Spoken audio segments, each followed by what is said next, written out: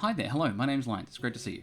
Now today I want to talk about references, how to use them, what they're for, how to use them at different levels, and also want to give a particular focus to their usage in comparison to other alternatives like tracing. And also touch briefly on why people do things like tracing, why it probably doesn't achieve the goals they're out for when they use it, and what you can do instead, and what those references can have to offer. The other thing I want to talk about briefly is plagiarism. Quite often when you have a discussion about things like tracing and references, you have a discussion then about plagiarism and what constitutes stolen work and what constitutes things like transformation of work. Now after that, I want to go through a few examples of different levels and different ways you can use references to achieve artistic goals while still being respectful to the original artist that you're using those references from. And once we've done that, there'll also be some homework. So first I want to say a big thank you to everyone who's joined over on Patreon. I really appreciate that. For anyone else who likes these videos and would like to see them more often or more consistently, please do consider becoming a member. In the next week or so, I'll be adding the first one of the Patreon benefits, which is access to all the PSD files of all the images that are on here. Next month, I plan to publish more details about the small group tutoring and classes that we'll be running through Patreon. Now, there'll also be a content roadmap that's going to be posted on the Discord in the coming weeks, which will outline what the videos will be moving forward. And in the next couple of days, I'm also going to publish a YouTube short that will cover my very basic brush settings, because that is a question that comes up, so that'll be something to look forward to there. So, why do people trace? Primarily it's because you'll have an artist who wants to emulate a level of skill or merit in a work, but they haven't been taught how to approach. They haven't been given a structure in how to draw. So tracing is not a sin, but it is a missed opportunity. The missed opportunity is in instruction, not the artists themselves. Now the other thing to remember is that when posting traced works, no one has ever gotten away with it. You will have an immediate skill mismatch between the literally perfect proportions and terrible things like, bad color choice, bad line quality, and poor application of tools. And you'll have those little white spots when you've done the bucket fill of those big MS Paint colors. So it's immediately given away. The other thing to remember is with tracing, it simply doesn't work. You are just mechanically moving your hand over a line that you see. That doesn't teach you anything about art, construction, bodies, anatomy, perspective, nothing. If it did work, then the people who do the lane markers on roads would be excellent artists, or the people who spend a lot of time playing with those toys in waiting rooms would come out at the end of it as an amazing artist. But it simply doesn't happen. Now, what should you do instead? Ideally, that's utilizing references. If you utilize references the right way, they can help you tackle just one thing at a time, just like the actual artist did. You can break something down into its various steps and work from the inside out. But when tracing, you have to work from the outside in. Now, there are no artists who start as their first step with final line work and work inwards and then do construction shapes within, or mark out things like perspective after having finished the image. It would be like icing a cake before you bake it. If you use references, you can use them at different levels, so long as you know how to use them, and you can use them for different goals. So you could start with them on getting you the basics of drawing figures, how a master would do it. You can also use them when you're at intermediate and beyond to inform complex objects, or as a jumping off point for your own original transformative work. Now, what is transformative work? So transformative work brings us to the conversation, a very brief one, about plagiarism. When talking about references and tracing, one of the subjects that inevitably comes up is plagiarism. So what is plagiarism within the context of visual art, within both a moral and kind of a legal framework? And is using references inherently plagiarism? So the short answer to that is no. Now, can it be plagiarism? Yes, absolutely, if the work you produce is not transformative. So what then constitutes transformative? Basically, is the merit in the work something you have added or made? Or is the merit of the work taken wholesale from the original reference?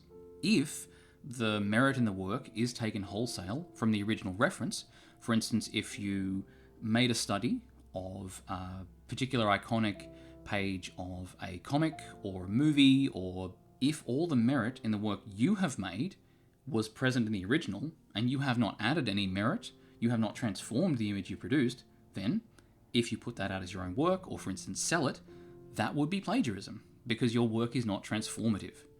However, if you use a reference to inform a complex component of your work, but the work's merit is not just the image you took as a reference, that is transformative.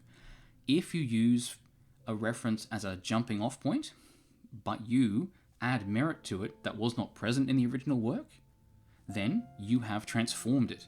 You have done something new with it. But if you simply recreate a scene from like a movie in your own style, but the merit in the work comes from the composition, lighting, also was put there by the original creator of the film, you have not transformed it. You have captured the merit, but you have not added any merit. And it would not then be intellectually honest to claim that that work is yours. Now, if you do studies, like master studies, where you just plan to capture the work of one of the masters, either the cinematographer or the illustrator or the comic person, then if you want to publish that, you can. But it's important that you take that opportunity to write for the original artist as an opportunity to show respect to the person whose work that you respected enough to make a study of. Now, moving on then to how we're going to do our various reference studies. So there's the first one we'll do, which is the most scaffolded. This is great if you're a beginner and you see a work that you'd like to learn how to do, but you don't know how to break it down into steps that you can manage. So if you found that work that you want to work towards and you need a way to approach it, that's this. And we'll use a demonstration of Otako from My Hero Academia. Now for intermediate then, if you are already fairly proficient, but there's an aspect of an artist and their work that you want to emulate or learn about, then you can do this kind of study. This is one here where, for instance, we're going to do a study of the shape language and design language in one of Shiro Masamune's motorcycles with person from the Appleseed comics from the late 80s, which is a very different style to his modern works. And then there's another kind of study, which is for everyone, beginner and experienced, which is using a reference to inform a technical detail or a very complicated design. For that then, we're going to be using one of those VTubers who have typically a fairly complicated and intricate design, and we'll be using a reference then to make an image of them so that we can inform the image we make with those important details. Now lastly, you can also use a reference as a jumping off point for a transformative work. So you can start with things like elements of a pose or elements of a composition, but then how to take that and add enough of your own things to transform it, to make the merit in the work things you have added, not just that were present there in the original reference. And with that, let's get started. So the first thing we're going to do is go through how to utilize a reference in the most scaffolded way to help us understand what the original artist has done while we're studying their work. So here, we're going to try and produce a sort of a show-accurate version of this character. The first thing we're doing is drawing over the top of it, but not the details, just the shapes. This, what we're drawing here, is not going to be our drawing. This is going to be a tool we're making so that we can just look at one part at a time and not overload ourselves. So we can just work on the structure and then we can just work on the detail one piece at a time. So firstly, go over, get the basic forms of the body, the basic shapes and the pose, and then once you've got them drawn in, we'll go over and do a second one for some of the larger details. This will be things like the hair, the boots, weapons, etc., things that are not the body. And we can even do them in a different color to help us break that down in our mind. Remembering the goal here is to make it into smaller, more manageable bite-sized pieces. So now, turn off the original image, and instead of trying to copy the finished image, we're going to try and do a study of just that construction shapes that we did before. So we're going to do it visually. We'll try and line it up. You can even draw it nice and close to help you keep those proportions right and get those angles right. You can drag it over the top, see if it's about right. If it's close enough, we'll move on to the next step. Now, we're going to get those larger shapes. So for this character, it's the helmet, the belts, the things around the arms, and the boots. And again, close enough. So now, we can focus on just drawing in the detail.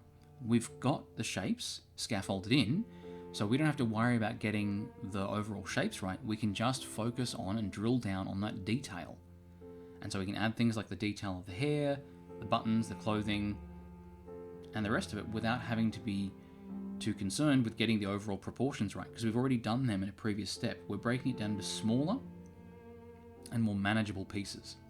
And once we've got then the shape of the figure with our line art, with our refined sketch, we can begin with our line art. So again, working on top and looking at just the way they've expressed line art on the original image. and then seeing where they've done thicker lines, where they've done thinner lines, where they've got corners, where they've got smooth lines, those kind of things. And now we're able to just focus on how they've done line art. We don't have to worry about proportions, because we did that in a previous step. We don't have to worry about the overall shape or the finer details, because we did that in a previous step. Now, we're just focused on getting the line shape and line behavior right, like it is in the original image. Again, we're breaking it down into smaller, more manageable pieces to perform our study. And this one is a study. We're not going to be putting this forward as our own work. This is one we're doing for our own educational purposes, so that we can see if we're doing it right. Again, drag it over the top of the original to see if it's working okay, put it back and start again. Now, let's sample the colors from the original image, and now we'll, by eye, try to figure out what those colors are and tune them, and we're not going to use the eyedropper. We're going to see if we can find those colors ourselves. Draw it next to it, see what needs changing, and now we have our color palette. So, drop those in, fill in the areas just like they are in the original image, trying to be as accurate as we can with how they're placed, and we're not going to worry about the shading. We're going to do that in a step later as well. Remember, this whole thing is about breaking down the process for ourselves to make it more manageable, thinking how they've done, for instance, the transparency on the visor. Now, we're going to move on to the shading. Now, since this is a cel-shaded one, what can save us a bit of time and help us focus on the shapes of the shading is to use the lasso tool to highlight all the areas where the shading will be, and then we'll do one great big fill-in later. So we just want to outline those shapes of the shading, focusing on that. And now we've got our shading in. We can tune the colors a little bit, remembering things like details like the blush stickers, etc. And with that, we've got our study completed of what's it called. We might tune some of them like the skin tone. And here is the most important step. We're going to sign it. And we're going to say it's for the original artist, which is Kohei Horikoshi. So we'll type that down in the corner there. Now, moving on then to a more intermediate level study. So with this study, we're not going to go over it to give ourselves those construction shapes. We're going to try to look at the original image, see through it, and draw those underlying construction shapes and simple forms for things like the motorcycle ourselves. We're going to try and imagine what those will be, draw them, and then build detail on top of it. This study in particular, the thing I'm aiming to learn about by exploring this master's image is their shape language and how they're going to use line to describe the image. That's why I've chosen a manga panel, because it gives us a much more simplified image. There's no color, it's just tone and line with a particular focus on that line work. So we can look at how they've given form to the figure using hatched lines. We can also look at the shape language of the motorcycle. It's got this really interesting mix of a 80s superbike mixed with sci-fi elements, like the way the wheels are gripping on the edges, and it seems to have a motor actually on the wheel as well. So that retro futurism design aesthetic is really great. That's why I've chosen one of his works from the late 80s instead of one of his more modern works, because his late 80s works have a really unique design language and shape language, especially like the characters and the technical design. For those who don't know, this is the artist behind Ghost in the Shell, so they've done some really wonderful sci-fi work that's really iconic, and I love some of their earlier things like this, like the little treads on the wheels, where the bolts are, all those elements of shape, and then also how they've approached the harder levels of tone to describe the form. So you can see how they've approached form, like on the shadow on the knee there. It's lots and lots of little strokes. And so doing a study means you go over every part of the image with a fine-tooth comb, and you really learn how they've put the image together, how they craft their shapes, and you can then understand those practices to try and do a similar thing in your own work. Even if you're not producing the same thing, you'll have a better understanding of what it is that they're doing. So going over here and doing a bit of the sort of darker tones and trying to see where they've put those hard bits of dark tone in there and bits of hard value. So especially you can see on the wheels there, the way they've done that, and it really sort of carves it out. And if you look at the image overall, that's where most of the hard tone is, so from a design sense. And so with that, we can then go over and do the same thing with the wheels and the treads, and we'll end up with a very sort of similar image there. And then just adding the shadow in, and a little bit more tone, and with that, we're basically done. And remembering again that since this is a master study, so we are not going to pretend this is our own work, because we haven't added anything, we are going to put for Shiro Mazumune, because he's the original artist, so the respect we show to the art that made us want to do a study of it is the same respect we're going to show in crediting that artist that we're doing the master study of. So next is how we use a reference to inform a detail element. This can be like technical design, character design, where the image we're making is original, but we want to make sure that what we're depicting is accurate to what we're making a depiction of. So in this case, we're going to copy this VTuber here, which is Shylily. So their design is very specific. They have a specific way that the face is constructed, where the markings go, what shape they are, the hair shape and hair details. So while we're going to be making an original image, we're going to be referencing from that source one to make sure we get all those details correct. Making sure that the shirt comes down on the shoulder on the right, those those blue bands where they go, where the body tattoos go, and all the details of the clothing and body, making sure they match the original design. So this is where you would use a reference to inform the details of something. Quite often you'll use it for things like technical things, like if you're doing like a tank, you'll have a reference of the right particular tank there to make sure all the details are correct and the proportions.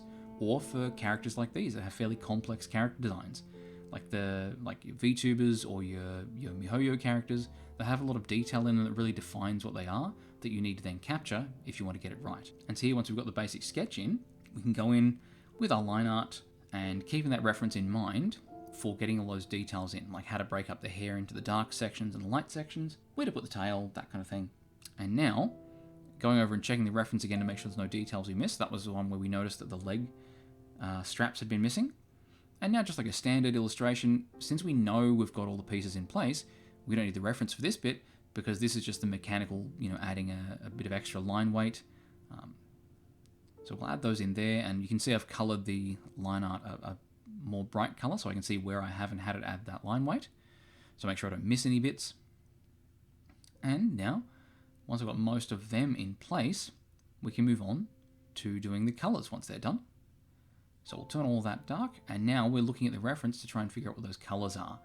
So getting those base colors, and again, we're not going to eyedrop from them, we're going to do it by eye, but we are going to still use that reference to make sure we get the right colors. So things like, what color is the tail versus what color is the hair, what color is the uniform, and then putting a layer of green underneath it to make sure we don't miss any bits, especially true when you have an image with a lot of white.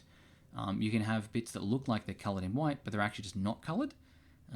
So a bright green background will show all those missing bits, and also where the bucket fill hasn't filled in very well. Now with those done, we can do just a very basic background, a simple gradient and some clouds, just because this is not aimed to be the main Speedpaint illustration for this, so I'm doing a quicker one. And then doing things like having the clothes show through the wet shirt there, because the design seems to be this is a character who's a whale, so they're always in the water.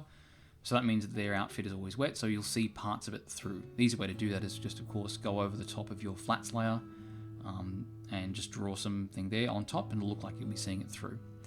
And then going over, giving the skin tone some variation, and then starting on your basic sort of shading.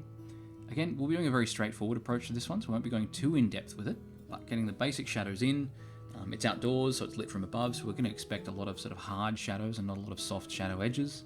And then doing just some of the creases as well, because when clothing is wet, it'll stick to the body and it'll make some sort of oblongy sort of shapes to show that it's sort of clinging there with the water. And now getting just the skin tone and the drop shadows, remembering to prioritize our drop shadows because they're the best way to do tone on a sort of a work to reward basis. And once all the basic bit of shading is in, we'll do a little bit more on areas of the hair, and realizing I've missed a bit of the body markings there on the chest, which is a shame.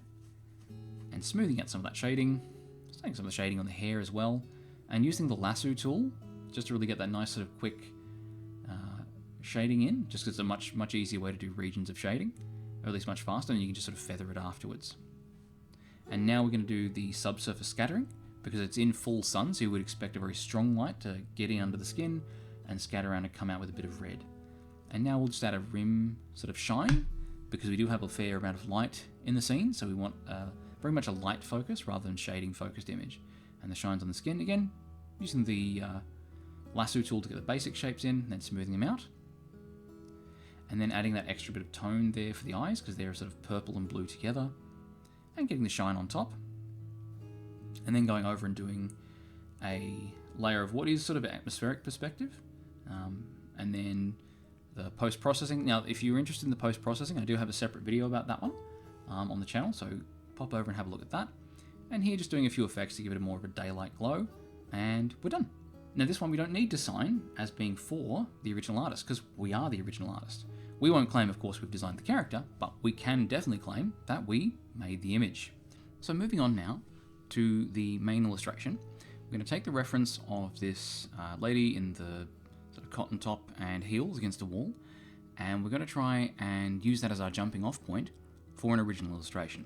So the things I do like about it is I like the simple sort of standing pose and the flow it has with the hand over the midsection there and one hand down, but I want to accentuate it more. So I'm moving the pose out a little bit more and moving the shoulders, giving a bit of a twist, and tilting the head as well. So instead of trying to capture the reference, using it as a starting point for what we're going to draw. So adding a bit more shape to things like the legs, and giving a bit more narrowness to the waist, and maybe changing the outfit a little bit as well. And now trying to give it a bit more of an elegant sort of long neck, because that's, I think, the thing I like about the reference is how much of a vertical direction of movement it has.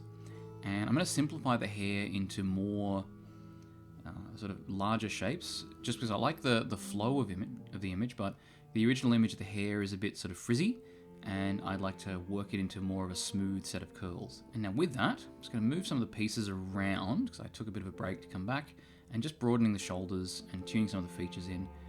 And I wasn't quite sure what was wrong with the nose. I realized it needed to come down sort of lower and be closer to the center. And with that, smoothing over all the bits I used, and using the hand then for a detail reference for how to put that together, and also looking at how the clothing is creased and where it's sort of flowing. So even though the outfit I've got is different and has a different sort of structure, it's still good to use a reference to see how things like cloth would behave in a similar scenario, so where the fold would bunch up around the elbows. And adding maybe like a waistband there, because I wanted to do like a more of a sort of tight pencil skirt on top, so I wanted to differentiate them between the top and the skirt. And I wanted to add these sort of semi-pleats. I was at the shopping centre the other day and they said this, it was like a light green, and it was almost like a pleated skirt pattern, but on a thin pencil skirt. So I want to try and capture that in the image there, and maybe adding some hoop earrings because I feel like they look fancy, and going for more of a slightly off-center part, because I like the center part on the original one for how much of the face is shown, but it still doesn't, it's a bit too symmetrical, so I wanted to sort of offset it side to side. Now on the background, the boring wall was something definitely to sort of be improved upon. I do like the paleness of it versus the darkness of the hair and some of the shadows, so I decided to go for sort of maybe like a snowy, cloudy mountain view, like somewhere sort of European or something. And then going a bit more detail on the hand there, with a very different sort of positioning from the one in the photo. I want it to be sort of more lifted up and more sort of tense. And then doing just some test shading here. So this is just the tone to put over it to see if it's going to work, see if the image is going to work overall for what I'm planning with the shading. Components of the image, like adding in some movement of the chest there. And so now I can move on to the line work, and just going over with a very simple, like I did with the previous one you saw, just starting with a hard round brush, a lot of smoothing, no shape dynamics at all, and then I'm going to go over a second time and add those thicker bits of line to give it some line weight variation. And just getting the details on the face right there, since it's a key point of the image, I want to make sure the details on the face are right before I move on, even though the face is quite small in this, given how small the character is in the frame, and how small the head is on the character.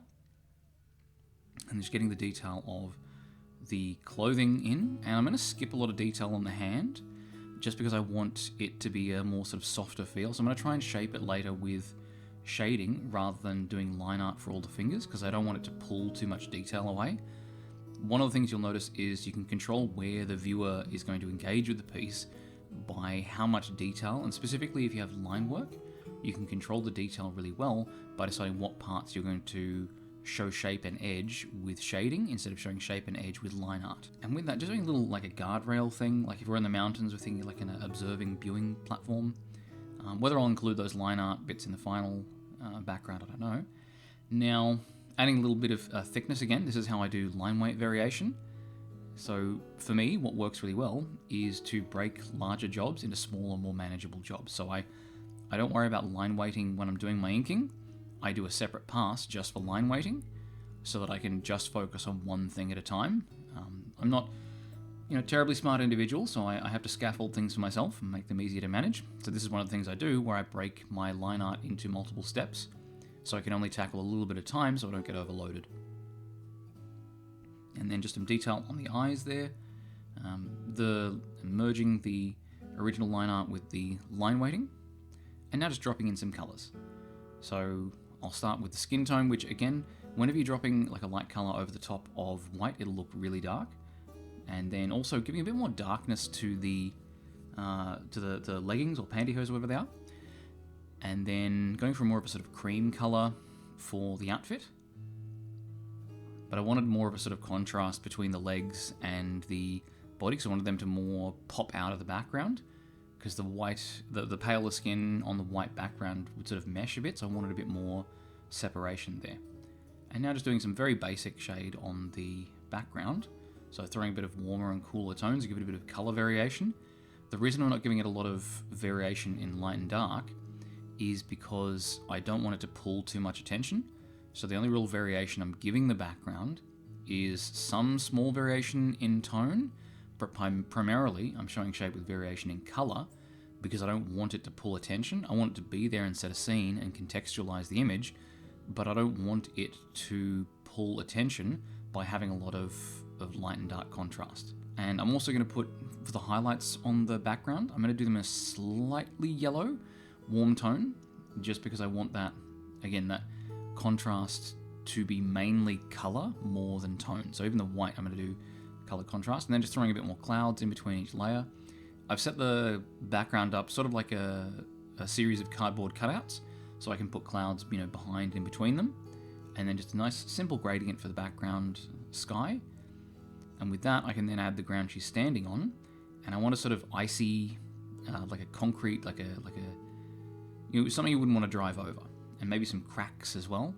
And so I've just gone over with a bit of a warmer tone there just to do some tone in, because I did like the way the skirting board sort of framed the lower part of the image in the reference, but it was, again, too much of a boring sort of situation. It was just someone standing in front of a semi-clean wall.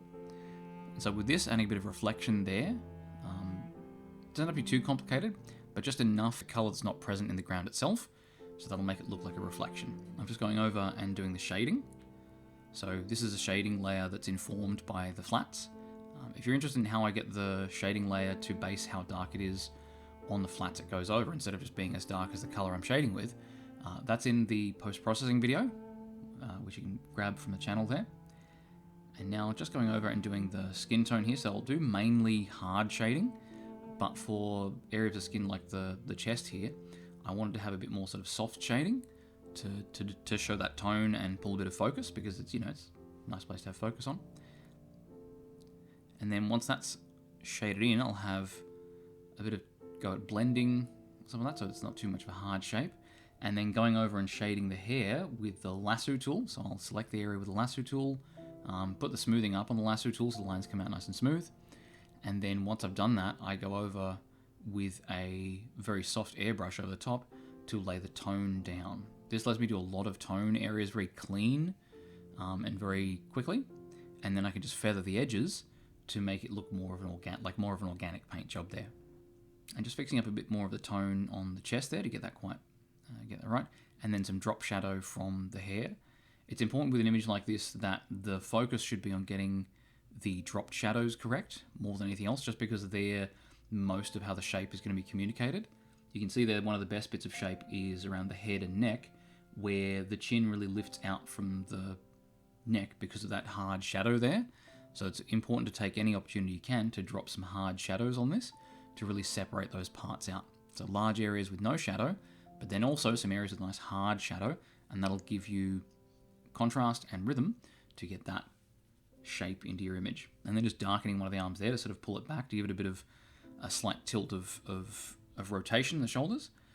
And then focusing on the surface plane there, so there'll be the surface plane of the pelvis.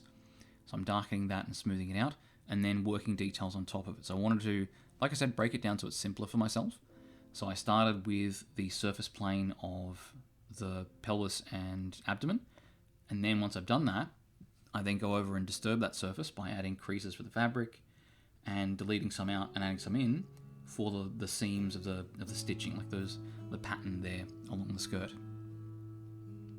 And then moving on to the leggings, I'm not going to do them too shiny. If you want to do really shiny sort of pantyhose, you'll do essentially shading around the sides and specular highlight shines along the center. They'll all be all about the shine rather than the shape of them in shadow, whereas this one I'm doing not terribly sheer, so they'll have a lot more of the shading from the environment as opposed to shading based on how reflective they are. And now just going over and adding a bit of skin tone variation. Again, I'll just select the area of the body that is skin tones, and then with a soft round brush I'll put in some blushes and so forth. And then there's a secondary layer of shading. This is only to be used very sparingly on just the very darkest bits. If you use the secondary shading layer everywhere, it'll sort of flatten the image, because if everything has detail and focus, nothing does. And so now I'm going over and doing the highlights with the lasso, just like I did with the shading, and just grabbing those individual parts that need to be shaded and then going over with a light airbrush, and then adding a bit of atmospheric perspective in blue. That's what that glow is in the hair there. Detailing the eyes out to really make them sort of pop. They're the bit where I'll let the saturation fly. Softening the line up by colouring it a bit. Adding some shine to the metallic components. And then going over them again to give them a bit of a shine there. I wasn't sure about the hair colour. I started to go with sort of purpley maroon. It sort of contrasts more and pulls the focus up more towards the head. And now just getting in and doing the post-processing effect, which again I have a whole video about. So this is just to give it a bit of a better sort of overall colour and feel. And then doing a gradient overlay. And then with that, we're finished. So let's have a look over the images we've produced. So first thing would be to look over the two image studies we've made from photos. We have the image from Jacqueline May, and one for Laura Oliveira. Now both of these are images where the merit is not something I have added. The merit is something I have hopefully partially captured. But I haven't added anything, so these then are master studies. So I'm going to credit the original artist who put together the photos, designed the lighting, the situation, helped pose the model, and compose those images. That's why those are master studies. The next one, of course, is the work we've made of Ochako, and that one's for Kohei Horikoshi. And again, I have not made any new element to this work. I have merely captured the original work. That's what I've attempted to do. So since I haven't added anything, I'm going to credit them. This is also a master study, as is this one here for Masamune Shirow. I haven't added anything, so the credit then goes to the original author. This is another master study where I've studied the shape language and tried to understand how they put together all the pieces to give it that feel of the technological sort of style and look to their works. After that, though, we went on to produce this image, which is of Shylily. Now this one, the reference wasn't used to compose the image, it was to inform the detail in the image and inform the character to make sure all the details came through correct, like how the hair is put together, how the outfit is composed, and that kind of thing. But the image is mine. So while the design, not mine, this is an image I have created. So I can just credit myself. And then of course the last one is this image here.